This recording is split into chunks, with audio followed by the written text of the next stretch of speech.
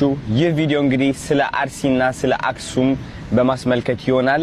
ማብራሪያ መስጠት እፈልጋለሁ። በጣም ብዙ ሰዎች በአዶናይ ተናደዋል። በጣም ብዙ ሰዎች በአዶናይ ተከፍተዋል። አስመሳይ ነህ የሚሉ ሰዎች አሉ።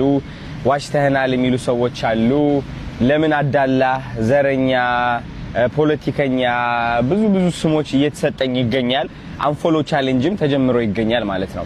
ለምንድነው ይህ ሁሉ እየተፈጠረ ያለው ብዬ ራሴን ስጠይቅ እዚህ ጋር ቁጭ ብዬ እኔ ምን አጠፋው ምን አረኳችሁ ምናምን ማለት እችላለሁ።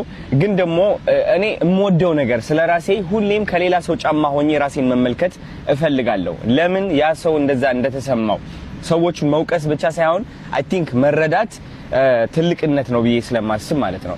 እና ለምንድነው እነዚህ ሰዎች በአዶናይ እንደዚህ የተናደዱት ብዬ ቁጭ ብዬ ሳስበው ከነሱ ጫማ ሆኜ እነዚህ ሰዎች ከኔ በጣም ብዙ ነገሮች ይጠብቃሉ። እንግዲህ ባለኝ እይታ ጋይስ እንደምታውቁት አንድ ቪዲዮ ስለቅ ኦልሞስት አብዛኛው ጊዜ ከ500,000 ቪው በላይ አለኝ። ከ500,000 በላይ እይታ አለኝና ይህ ሁሉ እይታ ሲመለከቱ እንግዲህ ድምጽ እንደሆንላቸው ይፈልጋሉ። ምክንያቱም አዶናይ ተናገረ ማለት ከ500,000 በላይ ሰዎች ወዲያውኑ ይህ ነገር እየተፈጠረ እንደሆነ ያውቃሉ ማለት ነው። ገባችሁ? ስለዚህ እነዚህ ሰዎች በእኔ ሲናደዱ ካለኝ እይታ አንፃር ካለኝ ታዋቂነት አንፃር እያገናዘቡ እንደሆነ ገብቶኛል ማለት ነው። ነገር ግን አለመግባባቱ የተፈጠረው የቱ ጋር ነው ብዬ ማስበው እኔ አይ ቲንክ ብዙዎቻችሁ የአዶናይ ህይወት ምን እንደሚመስል አልገባችሁም። ልንገራችሁ። እኔ እንግዲህ ወደ 6 ልጆች አሉኝ። ኦኬ እኔ ማግዛቸው እኔ ሰፖርት ማረጋቸው ህይወታቸው ወደ ኋላ እንደማይመለስ ለማረጋገጥ ማረጋቸው ነገሮች ልገልጽላችሁ አልችልም።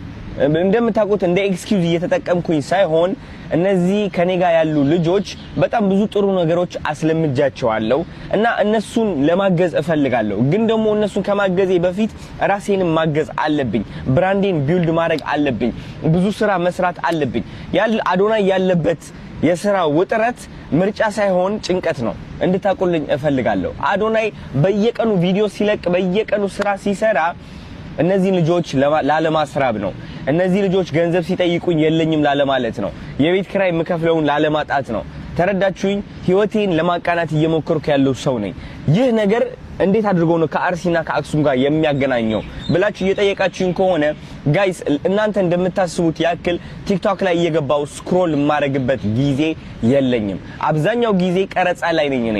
ኦፍ ኮርስ ገብቼ ስክሮል አረጋለሁ። ስክሮል ሳረግ ግን የሚመጡልኝ ቪዲዮዎች እናንተ ከምታስቡት ተቃራኒ አይነት ቪዲዮዎች ናቸው።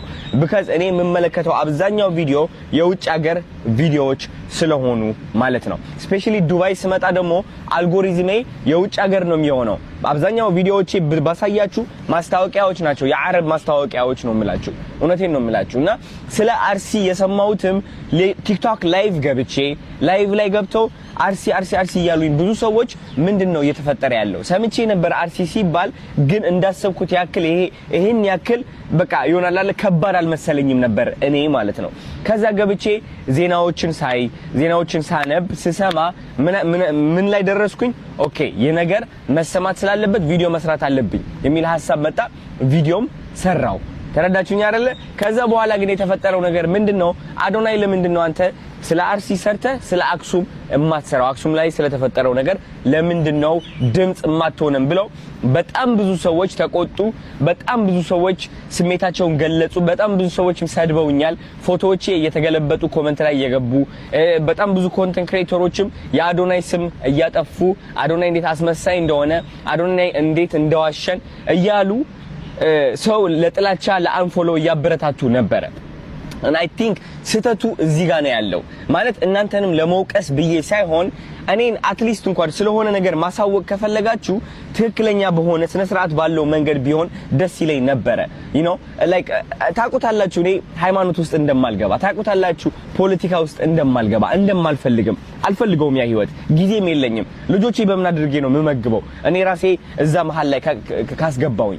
ተረዳችሁ? የለኝም ጊዜ የሆነ አብልጬ የሆነ ነገር አሳንሼ የማየትም ጊዜም የለኝም። እኔ ራሴ ዓለም ላይ ነኝ ያለሁት እና ብዙ ሰዎች ያልተረዱኝ ብዬ ማስበው የምቀልባቸው ልጆች አሉ።